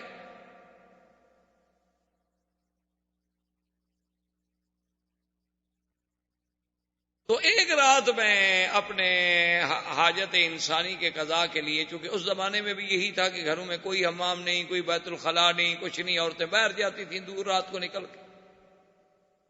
تو ہم دور جا رہے تھے اپنے قضاء حاجت کے لیے، تو میرے ساتھ مستح ایک صحابی ہیں، ان کی والدہ جو ہے وہ بھی میرے ساتھ سفر کر رہی تھی. ان کا چادر جو تھا وہ پاؤں میں الجھا، تو بی بی مستح جو تھی وہ گری، زمین پہ گری، اور گرتے ہوئے ان کے منہ سے فوراً نکلا کہ تائس مستح، اللہ مستح کو ہلاک کر دے. عائشہ فرماتی ہے میں تو گھبرا گئی، میں کھڑی ہو گئی، میں نے کہا ماذا تقولین یا ام مستح اما تعلمین انہ بدری. میں مستح کیا کہہ رہی ہوں؟ تم یہ نہیں جانتی کہ وہ صحابی ہے اور بدر کا صحابی ہے، بدری ہے، تم اس کے بارے میں یہ بات کر رہی ہو؟ تو وہ کھڑی ہوگی، انہوں نے کہا عائشہ تمہیں پتا نہیں؟ کیا؟ نے کہا تمہیں پتا نہیں کہ مستح کیا کہہ رہا ہے؟ ابھی بھی کیا پتا مستح کیا کہہ رہا ہے، وہ تو صحابی ہے، بدری ہے، حضور کا غلام ہے. اس نے کہا کہ پھر مستح نے مجھے سارا واقعہ سنایا کہ کیسے تم قافلے سے پیچھے رہ گئیں، کیسے صفوان کے ساتھ پہنچی، عبداللہ ابن ابی ابن سلول نے کیا کہا، اس کے بعد یہ باتیں پھیلنا شروع ہو گئیں. تو اس میں میرا بیٹا مستح، حمنہ بنت جہش اور حضرت حسان جیسا شاعر رسول اللہ، بڑے بڑے مسلمان بھی الجھ گئے، کیونکہ جب بات نکلتی ہے تو اثر رکھتی. اسی لیے کسی نے کہا نا کہ جو بات نکلتی ہے اثر رکھتی ہے، پر نہیں طاقت پرواز مگر رکھتی. اب بات اڑنی شروع ہو گئی، پھر قصے بنتے گئے. پھر ہر آدمی اپنے عقل کے مطابق سوچتے کہ ہاں جی بات تو ٹھیک ہے، ایک نوجوان لڑکی ہو اور جنگل ہو، اکیلا مرد ہو، یار یہ کیسے ہو سکتا ہے. ہر آدمی پھر اپنی سوچ. اختر کی بات کا لوگوں نے افسانہ کر دی، لیکن اللہ نے جن کو اچھی سوچ دی ہے وہ اس وقت بھی اچھی سوچ دی. حضرت ابو ایوب الانصاری رضی اللہ تعالی، جو حضور صلی اللہ علیہ وسلم کے مدینہ منورہ میں سب سے پہلے میزبان، انہوں نے جب یہ واقعہ سنا گھر میں آئے، اپنی بیوی کو یہ بات سنائی، اور اس کے فوراً بعد یہ کہا ابو ایوب نے اپنی بیوی سے کہ میری بیوی لو کنت مکانت عائشہ، اگر تم عائشہ کے بجائے ہوتی تو کیا تم یہ گناہ کر لیتی؟ کہا کہ واللہ لا، کوئی شریف عورت بھی گناہ کا سوچ سکتی ہے؟ کوئی حرہ، کوئی آزاد، کوئی شریف، کوئی قبیلے کی عورت، خاندان کی عورت گناہ کے بارے میں تو سوچ ہی نہیں سکتی. اس نے کہا اچھا میری بیوی یہ بتاؤ، اگر صفوان ابن معطل کے بجائے میں ہوتا اس جگہ پہ تو تم میرے بارے میں کیا گمان کرتی ہو؟ اس نے کہا کہ واللہ ما رأیت منک الا خیرا، میں نے تو تم میں بھی بھلائی کے علاوہ کبھی کچھ نہیں دیکھا، مجھے یقین ہے کہ تم بھی گناہ نہیں کر سکتے. تو ابو ایوب نے کہا کہ فاسمعی ان عائشہ خیرا منکی صفوان ابن المعطل خیر منی، کہ میری بیوی پھر سن لو، عائشہ تم سے بہتر ہے اور صفوان مجھ سے بہتر ہے. جب ہم گناہ نہیں کر سکتے تو ان نے گناہ کیسے کیا ہوگا؟ جب ہم گناہ کے بارے میں نہیں سوچ سکتے تو جو ہم سے خیر ہیں، جو ہم سے بہتر ہیں، وہ کیسے گناہ کریں؟ لیکن بی بی عائشہ فرماتی ہیں کہ جب میں نے یہ قصہ سنا تو میرے تو پھر دماغ سے ہر بات ہی اڑ گئی کہ اچھا حضور صلی اللہ علیہ وسلم کا نہ بولنا، حضور صلی اللہ علیہ وسلم کا عدم التفات، تو اس کی وجہ یہ ہے اتنا بڑا حادثہ ہو گیا ہے مدینے میں اور مجھے پتہ بھی نہیں.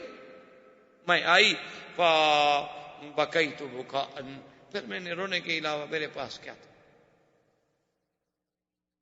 سرکار دو جہاں صلی اللہ علیہ وسلم نے مسجد نبوی میں اعلان فرمایا لوگوں سے کہ سب جمع ہو. جب سب لوگ جمع ہو گئے، حضور نے خطبہ پڑھا، حمد اللہ واسنا علیہ، اللہ کا حمد و ثنا بیان کی. آپ نے فرمایا کہ یا ایھا الناس، لوگوں، اب وہ بات بھی ہو گئی ہے کہ ان الناس یؤذونی فی اہلی، کہ لوگ مجھے میرے اہل کے بارے میں بھی تکلیف دینے پر آ گئے ہیں. واللہ ما علمت علی اہلی خیرا، اللہ کی قسم ہے میں نے تو اپنی بیویوں پہ، اپنے اہل پہ ما سوائے بھلائی اور خیر کے کبھی کچھ گناہ غلطی دیکھی نہیں ہوتی، لیکن لوگ مجھے ایذا دیتے. تو ایک صحابی تھے اسید ابن حضیر کھڑے، یہ سید الاوس تھے، اوس کے قبیلے کے سردار.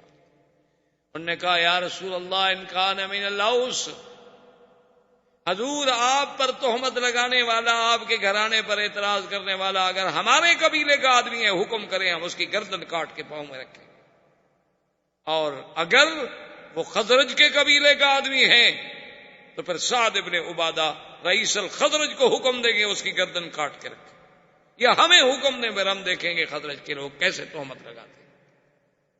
سعد ابن عبادہ کھڑے کو کہا تم جھوٹ بول رہے ہو، تمہیں پتا ہے کہ تمہارے قبیلے کا آدمی نہیں ہے جس نے یہ حرکت کی ہے.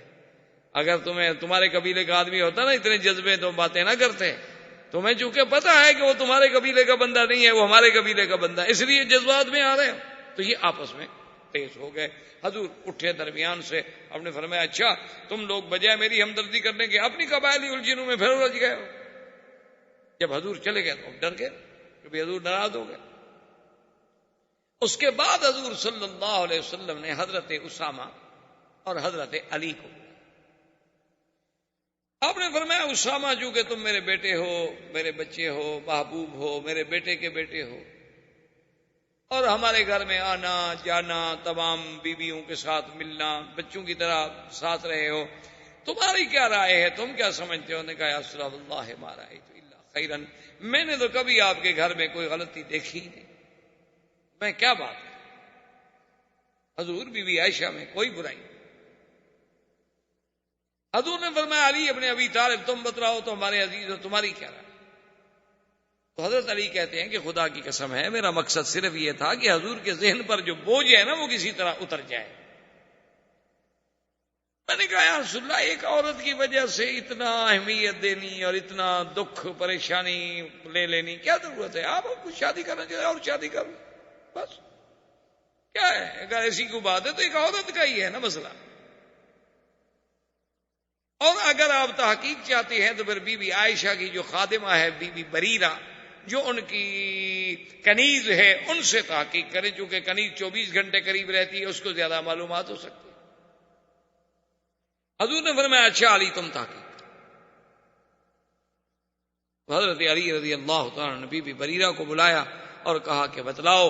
اس نے کہا کہ علی خدا کی قسم واللہ ما علمت علیہ خیرا، میں نے تو بی بی عائشہ کا کبھی کوئی غلطی نہیں دیکھی. ہاں ایک دفعہ ایک غلطی دیکھی تھی کہ میں نے آٹا گوندا اور آٹا بی بی کو دے کے میں چلی گئی کہ اس آٹے کا خیال رکھنا.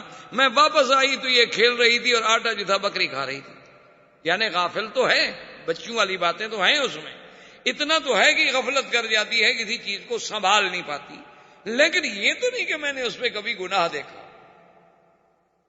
حضرت علی غصے میں آ گئے، انہوں نے کہا کہ بریرہ دیکھو سیدھی بات کر، یہ میرے نبی کی عزت کا مسئلہ ہے، اگر ایسی بات ہے تو میں تو تیری چمڑی نکال دوں. انہوں نے کہا تمہاری جو مرضی ہے کہو، میں نے تو بی بی عائشہ پہ کبھی گناہ دیکھا ہی نہیں، میں کیا کروں. یہ اصل وجہ تھی جو بی بی عائشہ اور حضرت علی کی ناراضگی ہو گئی، جس کو پھر لوگوں نے بڑا چڑھا دیا. اصل وجہ یہ تھی کہ بی بی عائشہ اس بات کو ہمیشہ یاد کرتی تھی کہ حضرت علی تو آخر کچھ ہو، کتنا بڑا مقام ہو، لیکن میرے تو بیٹے تھے، ان کو بھی اپنی ماں کے بارے میں شبہ تھا کہ میری آپ کنیز کو کہیں کہ تمہاری چمڑی اتیڑ دوں گا. اور نبی سے کہتے ہیں کہ جی حضور بی بی کو چھوڑ دیں اور شادی کر لیں. اگر حضور غصے میں مجھے طلاق دے دیتے تو میں تو ساری زندگی کے لیے ماری جاتی. تو یہ کیسا میرا بیٹا ہے جو ایسے مشورے دے رہا ہے؟ حالانکہ حضرت نے کہا کہ واللہ عائشہ خدا کی قسم حضور جب اتنے اداس تھے تو میں حضور کو کیسے تسلی دوں؟ حضور کو مطمئن کرنے کا تم مجھے بتاؤ میرے پاس کیا حال تھا. یہی تھا کہ دیکھو جی میں نے نوکرانی کو ڈانٹا ہے، میں نے بی بی بریرہ کو ڈانٹا ہے، میں نے یہ تحقیق کی، میں نے یہ تحقیق کی، اور حضور کے دماغ سے بوجھ اتارنے کے لیے میں نے کہا حضور اگر آپ چاہتے ہیں تو چھوڑ دیں. تو یہ سارے واقعات ہونے کے بعد حضور صلی اللہ علیہ وسلم نے بعض روایات میں ہے کہ آپ نے سیدنا عمر کو بلایا. آپ نے فرمایا عمر تمہاری کیا رائے ہے؟ اس نے کہا حضور میں آپ کے گھر کے بارے میں بات کر سکتا ہوں. آپ نے فرمایا میں پوچھ رہا ہوں میرا حکم ہے. تو انہوں نے کہا حضور اگر تو آپ کا حکم ہے تو پھر میں بھی آپ سے کچھ پوچھوں تو آپ ناراض تو نہیں ہو جائیں گے؟ حضور نے فرمایا کہ بالکل نہیں. انہوں نے کہا حضور یہ تو بالکل واضح مسئلہ ہے، آپ مجھے یہ بتائیں کہ عائشہ کے ساتھ شادی آپ نے خود کی ہے یا اللہ نے کرائی ہے؟ نے کہا حضور یہ تو 2 اور 2 4 کا مسئلہ ہے، یہ تو مسئلہ ہے ہی نہیں کوئی مشکل. کیا مطلب؟ نے کہا حضور آپ یہ فرمائیں تزوجت بعائشہ او ان اللہ زوجک بعائشہ، آپ نے خود شادی کی یا اللہ نے کرائی؟ انہوں نے فرمایا عجیب بات کر رہے ہو، تو جبریل تصویر لے کے آئے، اللہ کے حکم سے شادی ہوئی. تو انہوں نے کہا حضور ہمیں اپنے بیٹوں کے لیے اچھی عورتیں مل جاتی ہیں، اللہ کو اپنے نبی کے لیے پاک بیوی نہیں ملی. کیا بات کر رہے ہیں؟ یعنی اللہ نہیں ڈھونڈ سکے اپنے نبی کے لیے کوئی اچھی لڑکی؟ اور انہوں نے کہا حضور اچھا مجھے یہ بتلائیں یہ مکھیاں جو اڑتی پھرتی ہیں یہ آپ کے بدن پہ بیٹھتی ہیں؟ حضور نے فرمایا کہ نہیں، اللہ نے مجھے گندگی سے محفوظ رکھا ہے. انہوں نے کہا حضور اللہ آپ کے بدن پہ گندی مکھی نہیں بیٹھنے دیتا، گندی عورت بیٹھنے دیتا ہے؟ کیا بات کر رہے ہیں؟ فسر عن رسول اللہ. صحابہ کہتے ہیں حضور کا چہرہ جیسے گلاب کا پھول کھلتا ہے نا، کھل گیا کہ واقعی میرا گھر تو پاک ہے، میں تو بلا وجہ پریشان. حضور فوراً تشریف لے آئے. بی بی عائشہ کہتی ہے میں لٹی ہوئی تھی. حضور نے فرمایا کہ اچھا عائشہ دیکھو اگر کوئی غلطی ہے کچھ ہے توبی اللہ، توبہ کرو.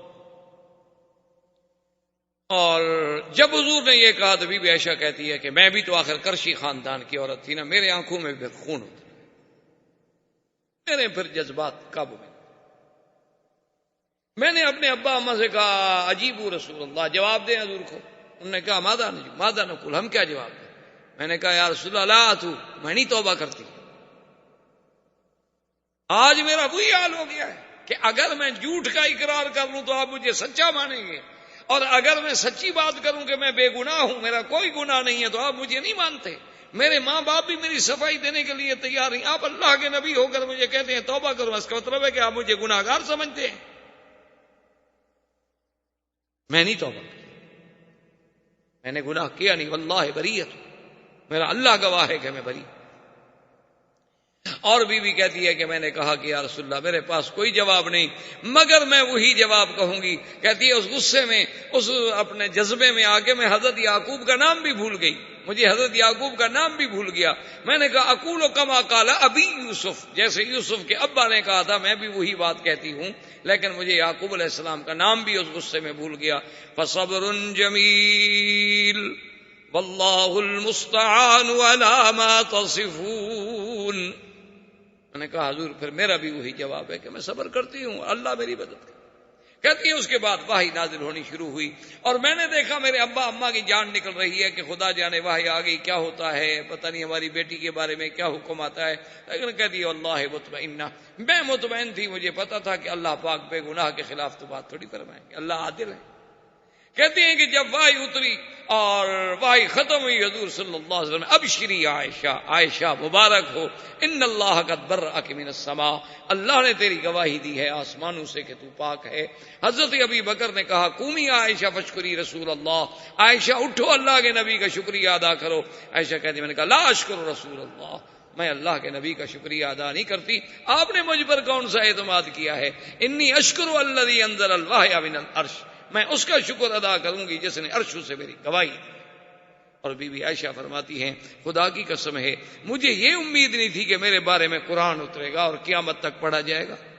میں سمجھتی تھی کہ زیادہ سے زیادہ اللہ حضور کے دل میں بات ڈال دیں گے کہ بھی آپ کی بیوی پاک ہے، یا زیادہ سے زیادہ حضور صلی اللہ علیہ وسلم کو خواب دکھلا دیا جائے گا کہ آپ کی بیوی پاک ہے.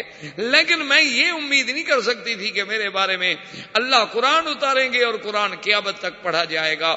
لولا اذ سمعتموہ قلتم ما یکون لنا ان نتکلم بہذا سبحانک ھذا بہتان عظیم. اللہ نے قرآن کا پورا رکوع اتارا بی بی عائشہ صدیقہ کی شان. اسی لیے آج دیکھیں دنیا میں اختلاف ہے کہ بھی شیعہ کافر ہے یا نہیں ہے، لیکن اس پہ پوری دنیا کے علماء اہل سنت کا اتفاق ہے کہ جو آدمی بی بی عائشہ کو پاک نہ سمجھتا ہو اس کے کفر میں کوئی شک نہیں، کیونکہ بی بی عائشہ کی برات تو قرآن میں ہے. اب جو بی بی عائشہ کو پاک نہ سمجھے، اس کا مطلب یہ ہے کہ اس نے قرآن کا انکار کر دیا، اس نے تو اللہ کے فرما اور قرآن کی ایک آیت کا انکار جو ہے وہ کفر ہے۔ تو بی بی عائشہ کو اللہ نے یہ عظمت اور یہ شان عطا فرمائی، اور اللہ نے حکم دیا کہ جن لوگوں نے، اچھا خدا کی قدرت دیکھو کہ جو منافقین تھے انہوں نے تو بات کی نا طریقے سے، لیکن مسلمان بیچارے تو کھل کے بات کہہ بیٹھے۔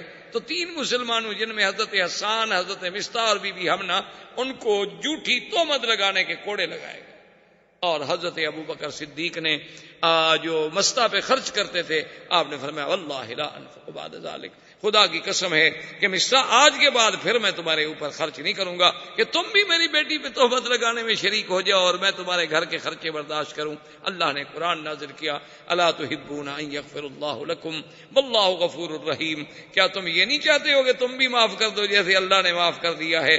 تو حضرت صدیق نے کہا تبت الی اللہ، میں قسم کا کفارہ دوں گا، مصطح پہلے جو میں تمہیں خرچ دیتا تھا اب اس سے دگنا خرچ ادا۔ تو یہ سارے واقعات جو ہیں یہ 5 ہجری کے بعد پیش آئے، 6 ہجری کی ابتدا ہو چکی تھی، زندگی باقی تو بات باقی۔ وما علینا الا البلاغ، والسلام علیکم ورحمۃ اللہ وبرکاتہ۔ برادران اسلام، واجب الاحترام بزرگوں، دوستوں، بھائیوں، عزیز نوجوانوں، دروس سیرہ نبویہ کے ضمن میں سرکار دو جہاں صلی اللہ علیہ وسلم کی سیرت طیبہ ابتدا سے لے کر اختصار کے ساتھ ہم 6 ہجری کے واقعات پہ پہنچے تھے، جس میں افک سیدہ عائشہ رضی اللہ تعالی عنہ، اور اس عظیم واقعے کے بعد براءت سیدہ عائشہ رضی اللہ تعالی عنہ کے بعد سرکار دو جہاں صلی اللہ علیہ وسلم نے ایک خواب دیکھا، اور اس خواب میں اللہ تبارک و تعالی نے حضور صلی اللہ علیہ وسلم کو یہ دکھلایا کہ حضور صلی اللہ علیہ وسلم اپنے صحابہ کے ساتھ عمرہ کر رہے ہیں، اراکین عمرہ سے، ارکان عمرہ سے فارغ ہو کر سر مڈا رہے ہیں، کوئی بال کٹا رہے ہیں اطمینان کے ساتھ، کوئی خوف نہیں ان پہ کہ خواب جو ہے سرکار دو جہاں صلی اللہ علیہ وسلم۔ اصل مسئلہ یہ ہے کہ ایک عام انسان کا خواب ہوتا ہے اور ایک اللہ کے مقبول بندوں کا خواب ہوتا ہے، اور ایک انبیاء علیہم الصلاۃ والتسلیم کا خواب۔ وہ ایک خواب ہوتا ہے عامۃ المسلمین کا، یعنی عام مسلمانوں کا، اس میں تو کبھی خیر بھی ہوتی ہے، کبھی شر بھی ہوتا ہے، کبھی اچھا بھی ہوتا ہے، کبھی برا بھی ہوتا ہے، کبھی احلام بھی ہوتے ہیں، کبھی جو ہمارے اوپر دن میں واقعات گزرتے ہیں اسی کا ایک عکس جو ہے وہ لا شعور سے شعور کی طرف منتقل ہوتا ہے، اور ایک خواب ہوتا ہے اہل اللہ کا، اللہ کے اولیاء کا، عباد اللہ الصالحین کا، وہ تقریباً خیر ہوتا ہے اور تقریباً زیادہ حق اور سچ کے قریب ہوتا ہے، اور ایک خواب ہوتا ہے اللہ کے انبیاء کا۔ انبیاء علیہم الصلاۃ والتسلیم کا جو خواب ہوتا ہے وہ تو بالکل ایسے ہوتا ہے جیسے ان پر اللہ کی وحی نازل ہو، یعنی جیسے وحی میں کوئی شبہ نہیں، نبی کے خواب میں بھی کوئی شبہ۔ انبیاء علیہم الصلاۃ والتسلیم کے خواب میں، اور اس کی وجہ یہ ہے کہ نبی جتنے اللہ نے بھیجے ہیں علیہم الصلاۃ والتسلیم، ان کو اللہ نے شیطان کے حملے اور تسلط سے محفوظ رکھا، یعنی شیطان ان پر حملہ نہیں کر سکتا۔ تو جب شیطان کے تسلط سے محفوظ ہو گئے تو اب صاف بات ہے کہ انہیں جو بھی رویا ہوگا، خواب ہوگا، وہ رحمان سے ہوگا، شیطان سے تو ہو ہی نہیں سکتا۔ اس لیے انبیاء علیہم السلام کے خواب کو اور ایک عام مسلمان کے خواب کو آسمان و زمین کا فرق ہے، یعنی وہ تو وحی ہے، جیسے کہ سیدنا ابراہیم الخلیل علیہ الصلوۃ والتسلیم نے بھی خواب دیکھا تھا کہ اپنے بچے کو ذبح کر رہے ہیں، اور اس کے بعد بڑا تفصیل سے واقعہ ہے۔ اب اس ضمن میں تو صرف چونکہ بعض اہم باتیں میں عرض کرنے کی کوشش کرتا ہوں تاکہ معلومات ہو جائیں۔ تو جب سیدنا ابراہیم علیہ السلام نے سیدنا اسماعیل علیہ السلام پہ ذکر کیا کہ یا بنی انی ارا فی المنام، کہ میرے بیٹے میں نے خواب میں دیکھا، انی اذبح، کہ میں تمہیں ذبح کر رہا ہوں، فانظر ماذا تری، اب اس بات پہ آپ غور کریں، فیصلہ کریں کہ آپ کیا کہتے ہیں، آپ کی رائے کیا بنتی۔ تو سیدنا اسماعیل علیہ الصلوۃ والتسلیم نے جو جواب دیا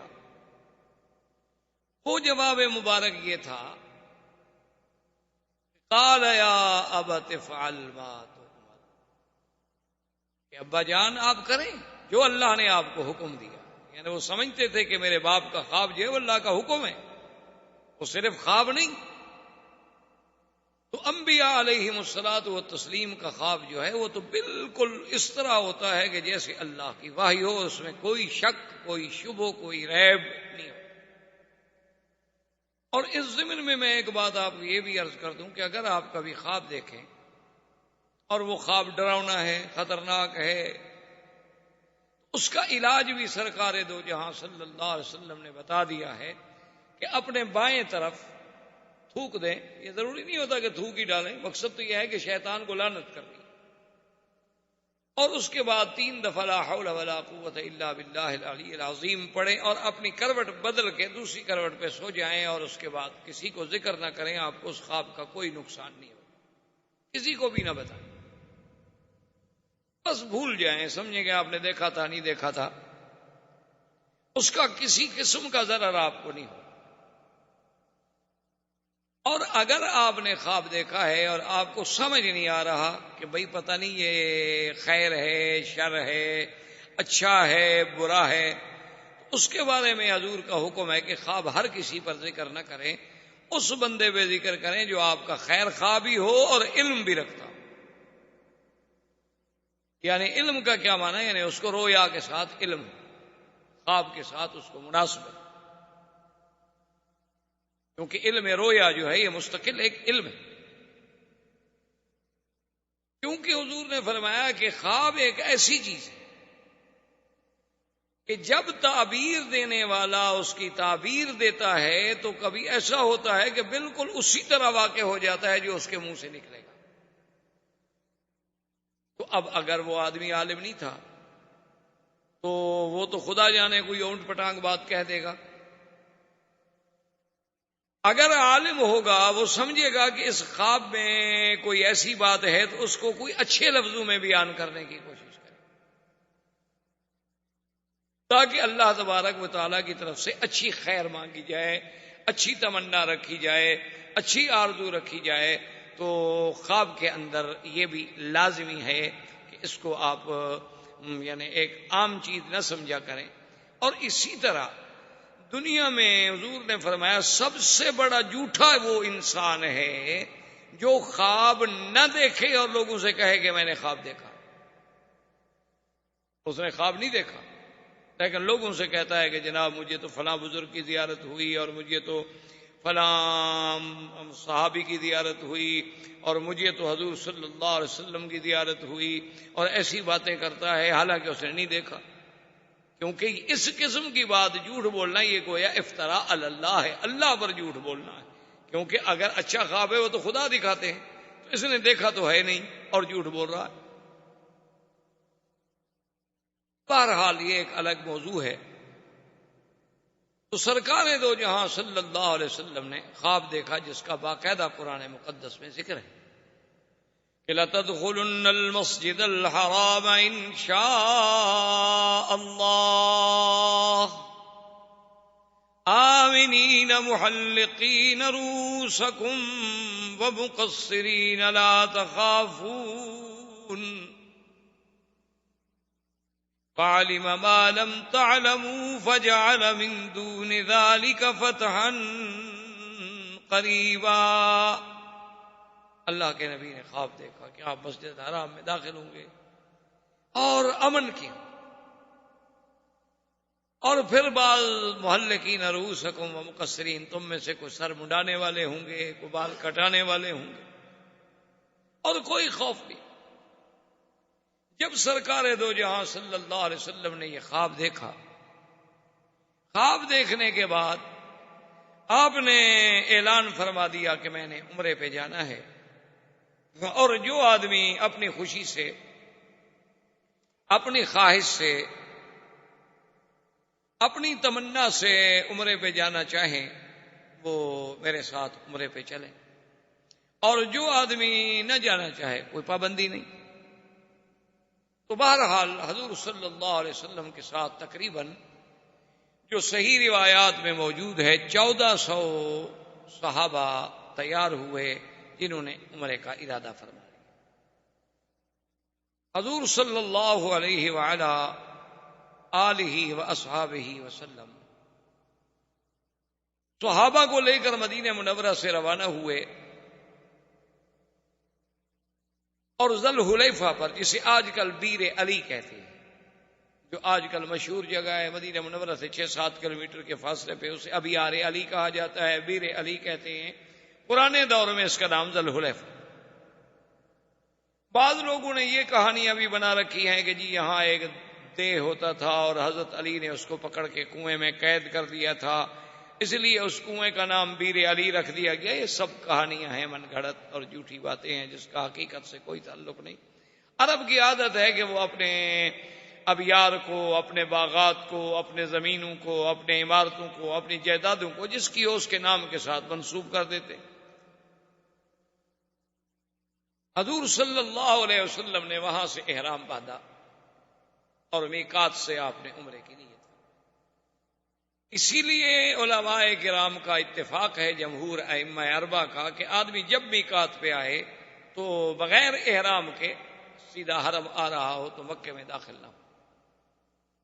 کو بعض ائمہ اس بات کی رعایت دیتے ہیں کہ بھئی اگر ایک آدمی نوکری کے لیے گیا ہے یا ڈپٹی کے لیے گیا ہے یا کسی دوست کو ملنے گیا ہے، اس کی نیت عمرے کی تھی ہی نہیں، تو اگر وہ احرام نہ باندھے تو اس پہ دم نہیں پڑے گا. لیکن امام ابو حنیفہ رحمۃ اللہ علیہ اس مسلک میں بہت سخت ہے، وہ فرماتے ہیں کہ بالکل نہیں، میقات میقات ہے، میقات سے آپ بغیر احرام کے نہیں گزر سکتے. اور یہ پہلے بھی میں نے آپ سے عرض کیا تھا کہ امام ابو حنیفہ رحمۃ اللہ علیہ، اللہ سب ائمہ پہ رحمتیں فرمائے، اللہ سب پہ اپنی کروڑوں رحمتیں نازل فرمائے، لیکن وہ مسئلے کا احوط پہلو لیتے ہیں، یعنی ایک ایسا پہلو اختیار کرتے ہیں جو زیادہ جامع ہے، جس میں زیادہ احتیاط.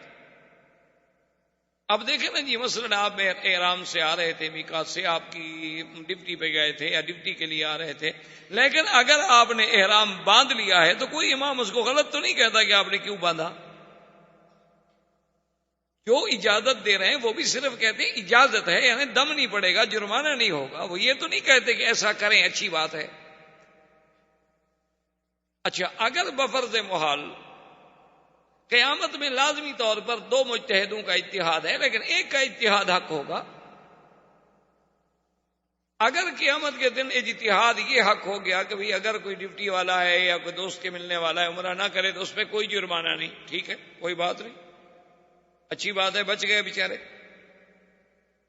لیکن جس نے عمرہ کیا ہوا ہے اس کا ثواب تو اللہ ضائع نہیں کریں گے بھی تم نے عمرہ کیوں کیا تھا.